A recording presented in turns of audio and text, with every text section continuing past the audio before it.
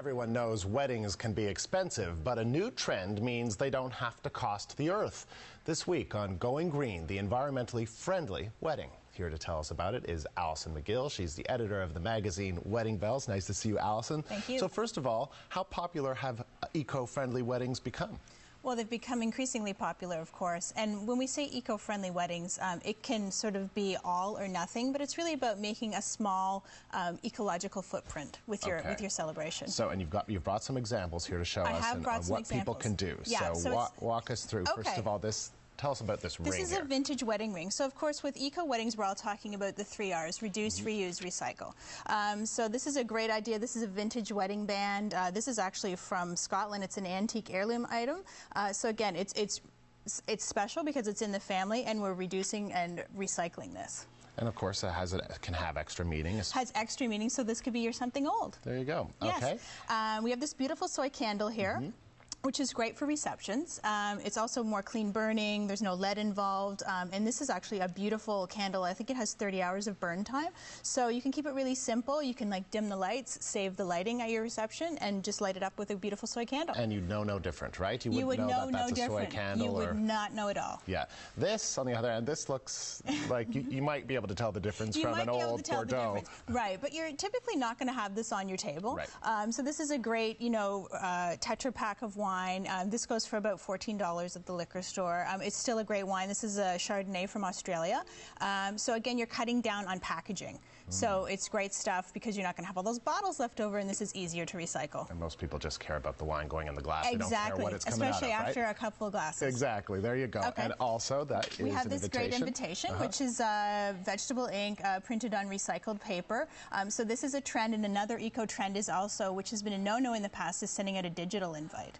So that's become acceptable because people are cutting down on waste. So people would actually send out a digital invite, and there would be no paper involved. It would just be an electronic exchange. Yeah, it seems like it might be hard to convince some people to do that because there's something really nice about getting a... Well, there's something lovely about the stationery, but it's not to say you design it yourself. You still go to a stationery designer. I have heard of people who kind of offer both. They know that some guests might be offended if they sent them out just this digital invite.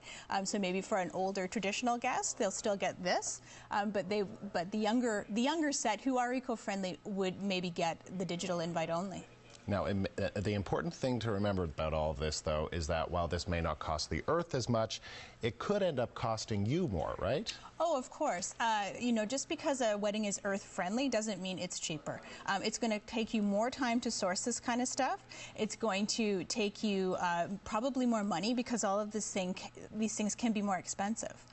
So there is this misconception that it's less expensive. So have you done any kind of cost comparisons on if you were to go as green as you possibly could go versus not going green in terms of the difference in cost?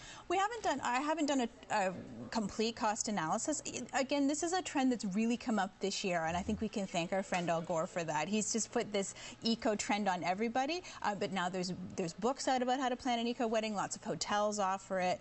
So I think it would be interesting by the end of this year that we probably could do a cost analysis. A couple of other tips you have in terms of having the church near the reception, in terms of encouraging people to take public transit. Right. You want to talk about those a bit? All that stuff is great. I mean, anytime you can cut down on transportation is great. Honeymoon is a great option. Maybe you don't want to fly. Maybe you want to go somewhere more local. Maybe you want to plant. There's lots of places that offer eco honeymoons.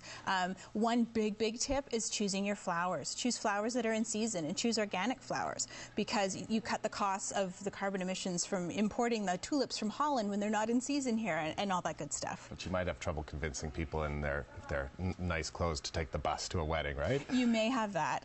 Another great option is investing in an antique wedding dress. Again, that takes the heirloom item, so it has a nice feel to that. Another great idea that I brought here is with your favors. Give food. This is some great little heart-shaped cookies, which are delicious. You can take it home. There's no waste. This box is recyclable, and everybody loves food. Absolutely. There you go. Alison, good to talk to you today. Thank you very much. Thank you so much.